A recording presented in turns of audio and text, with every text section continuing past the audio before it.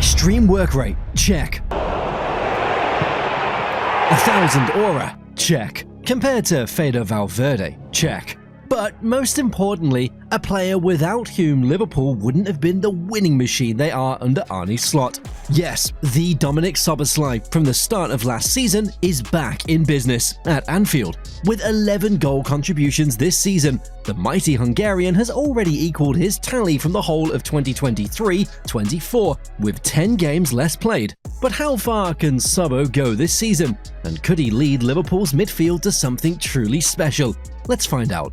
First things first, Szoboszlai has really stepped up his game in 2024-25, especially in recent weeks, as he has been exceptional in the attacking midfield position for the Merseyside. Szoboszlai's 2 goals in successive games against Man City and Newcastle capped a fantastic run of form, the first time the Hungarian has scored in consecutive games ever since arriving at Anfield.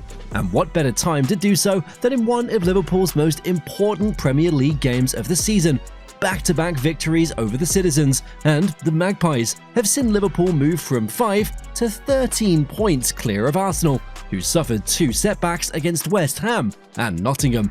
And of Liverpool's 4 goals in those big games, Szobo contributed 2 goals and an assist, with his pass for Salah at the Etihad being particularly impressive. Try and stop him, still with Salah. Salah in towards Szoboszlai, 2-0. Coming directly from the training ground. However, it's still extremely curious what made the Hungarian beast ghost for about 4 to 5 months between the end of 2023-24 and for the first few months of Slot's tenure at Anfield.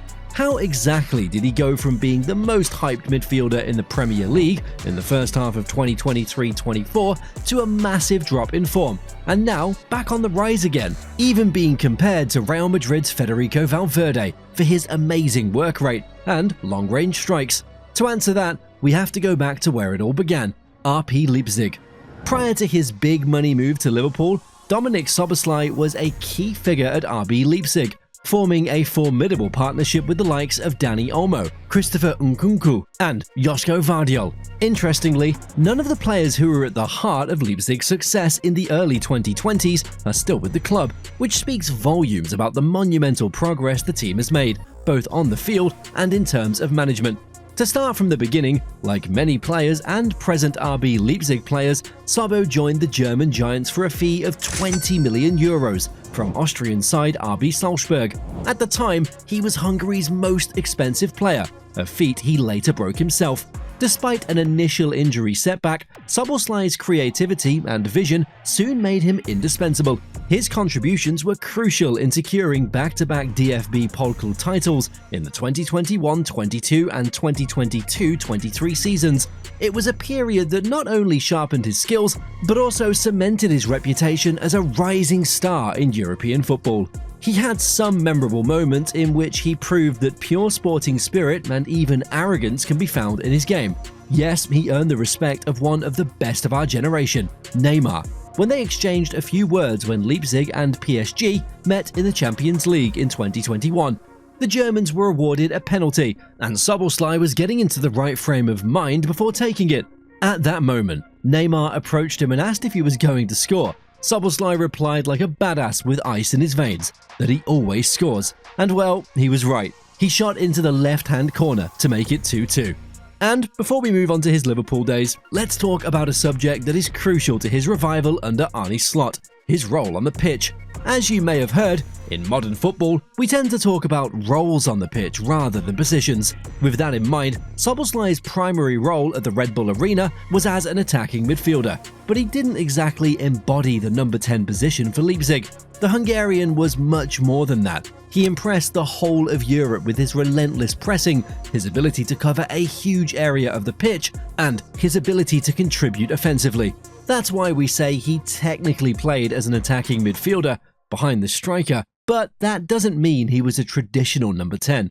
In terms of the offensive side of the game, this role allowed him to use his creativity and his vision too to orchestrate everything that happened in the final third of the pitch. Yes, it's fair to say that he was versatile enough to function as a central midfielder, but his most impressive performances, they came when he was given the freedom to go forward and directly influence the attack. It was in this role that he maximised his playmaking and goal-scoring abilities, making him a central figure in Leipzig's offensive strategy. And when Liverpool came knocking on his door, all the logic in the world pointed to him covering the space between the two wingers and the striker for Liverpool. But when you have one of the most unpredictable managers in the world, Jurgen Klopp, nothing is certain. And that is exactly what happened with Dominik. Upon his arrival, Szobo brought with him an aura of creative flair and the promise of revolutionising the midfield. During the summer of 2023, weeks before the arrival of Szoboszlai, Liverpool had lost 4 of their best midfielders: Fabinho, Jordan Henderson, Thiago, and Roberto Firmino, all of whom played in the middle of the park or a little further forward. The Merseyside Giants were therefore desperate to recapture their midfield magic, and Szoboszlai, along with Alexis Mac Allister, were tipped to bring back the glory. In his first few months, particularly between August and December 2023, Szobo lit up the pitch, to say the least. His incisive passing, knack for scoring crucial goals, and general dynamism quickly earned him a huge reputation. His first goal for Liverpool was a trademark strike from outside the box and into the far corner against the world's best goalkeeper, Emiliano Martinez. Then came the 2 assists against Nottingham Forest in October, the winner against Sheffield United in December, and the goal against Chelsea in January 2024. By the way, it was against the Blues that he came back from a hamstring injury, and it was in that game that he injured himself again and missed the whole of February. With those hamstring problems in the first 2 months of 2024, Szoboszlai lost his way completely, and that was reflected in 2 ways. Firstly, when he returned in March, he wasn't as effective or as sharp as he had been in 2023, and that subsequently affected Liverpool's fluidity in the middle of the park. This collapse in Merseyside's game was also reflected in the team's results. Before his injury in January, or let's just say during Szoboszlai's strong period, Liverpool had only lost 1 game, and that was against Tottenham in one of the most controversial matches of the VAR era. After his hamstring problems, however, Liverpool looked and played like a different team, losing 3 Premier League games, being knocked out of the Europa League at the quarter-final stage, and, to top it all off, being knocked out of the FA Cup by arch-rivals, Man United. Say what you will, but Szoboszlai's poor form after his injury, it had a huge impact on Liverpool's poor second half of the 2023-24 season. By the way, if you like this so far, don't hesitate to subscribe to the channel so you don't miss any of our future uploads. And now, as we turn the page to early 2025, a period in which we are witnessing arguably the best Dominik Szoboszlai we've ever seen, let's talk about the difference in his game during Klopp's reign, and now with Slot at the helm. In Klopp's system, Szoboszlai played as a traditional number 8 or even number 6, focusing on defensive duties and quick transitions. As mentioned, he scored 7 goals and provided 4 assists last season, but his role was largely to win the ball and feed it forward. Fast forward to 2025, and Slot has reinvented him as a hybrid playmaker. Yes, he still does tremendous defensive work, but he can also drift out wide, dictate tempo, and deliver killer passes, while still tracking back to break up opposing attacks.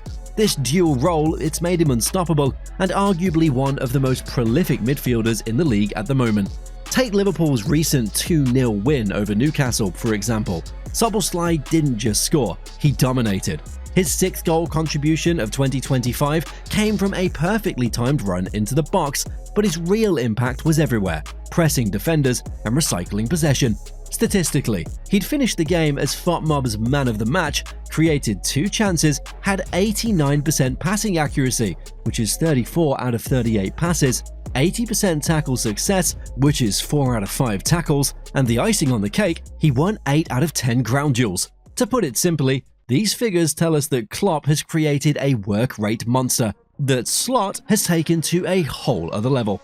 And as we mentioned earlier, another curious topic, or is it just me, or does Szoboszlai's game really resemble that of Fede Valverde? Yes, apart from the obvious facts such as their heavy long shots and high work rate in both areas of the game, even their statistics and physical characteristics give us reason to think so. For example, Szoboszlai is only 3 centimeters taller than Valverde, while the Uruguayan remains the better long-range shooter. In fact, all of Valverde's goals in La Liga this season have come from outside the box. while Szobo has only scored once from such a position. Furthermore, they have exactly the same goal and assists tallies, 5 goals and 3 assists each. And now, arguably the fact of the day, have you noticed that all of Szoboszlai's Premier League goals this season have come from his weak left foot? Further proof that he is one of the most versatile and unpredictable midfielders in the Prem, and possibly in Europe. So, what's your take, guys? Is Szoboszlai really that good, or is he just getting some short-lived momentum? Also, where do you rank him among the best midfielders in the world at the moment, compared to Bellingham and Pedri, for example? Share your thoughts below. Also, if you enjoyed that one, please consider subscribing to the channel or check out our latest upload, in which we talk about Real Madrid's new Sergio Ramos. See you there.